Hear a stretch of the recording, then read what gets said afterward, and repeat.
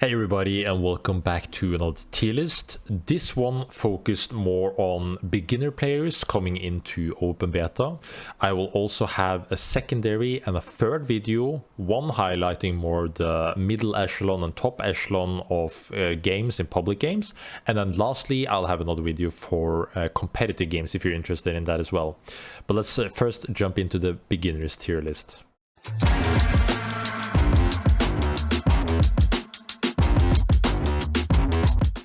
Alright, to start us off, there weren't super big changes compared to the last test.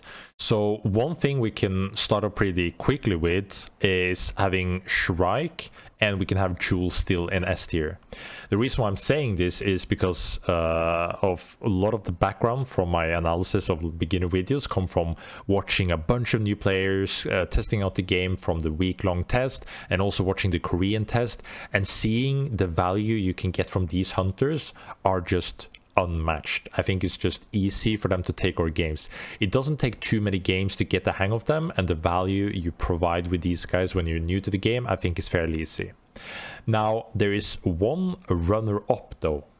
The one I'll change. I had previously Jin on S tier. I think I put him top A for now, but the new runner-up I think is Gunner. One thing I undervalued with Gunner is his mode to just beam people down. And it's the thing with when you're new to the game, beginner, you don't really know what's happening. Gunner being very good at just sending and launching down on the enemy, I think is very, very good. This will of course change the higher you get up to the games, but if you want to like smurf onto the people when you're new to the game for the first like 30-40 games, then I think these are the best you can get. Now, there are some other changes. I'll first get to Bishop.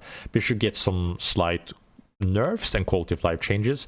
I don't think this changes much for her specifically, but she's a harder hunter to get value out of. I'll probably have her in B tier for now.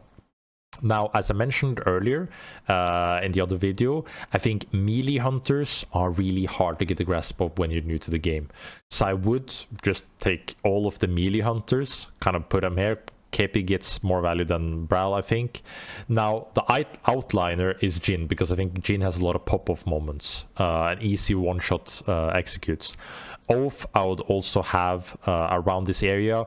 Now, you can easily like mix them back and forward in general, but I think it's hard for you guys to get value out of him earlier. Now, one of the hunters I want to pick up that I had a little bit lower last time is Seth.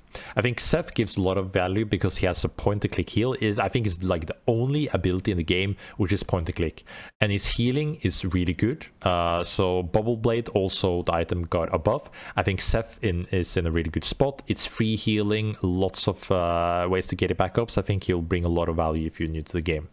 The other ones that got buffs, which I think can help a lot in A tier, I think Myth is really great.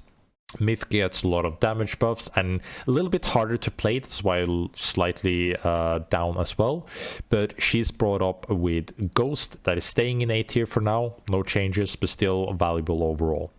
Other ones, again, Shiv is like a wild card, where Shiv can get a lot of value if you're really good, but it takes a lot of games to really get the value out of Shiv. So Shiv, you'll see other placements in other types of lists. Celeste, also very simple hunter to get going. I think she's still up here with Aluna. Celeste is easy to get a hang of, lots of AoE abilities, big ults, get easy value. Aluna is slightly down on the list. The reason why is because they added more slows on her passive. Her shield on pickups is even less. She's still good because there'll be a lot of chaotic fights. It's easy to get the res. So still up here, but slightly harder to get value out of if you do get hit.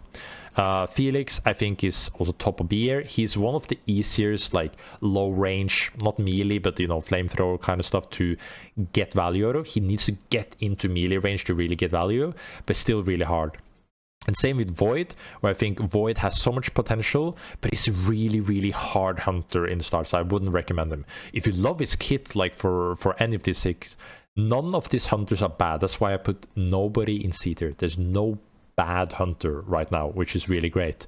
So if you love the kits of any of the B tiers, go for it and have fun. You can also, you know, check out my other list where I'll be going more in depth for the mid-tier and higher echelon games to see what you can prepare for if you feel like you get the grasp of the game fairly quickly.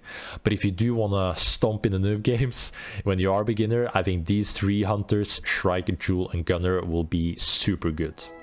Now, I hope you enjoy this type of content. Make sure to like and subscribe if you enjoy it. Also check out my other tier list if you're interested in those types. Alright, catch you around.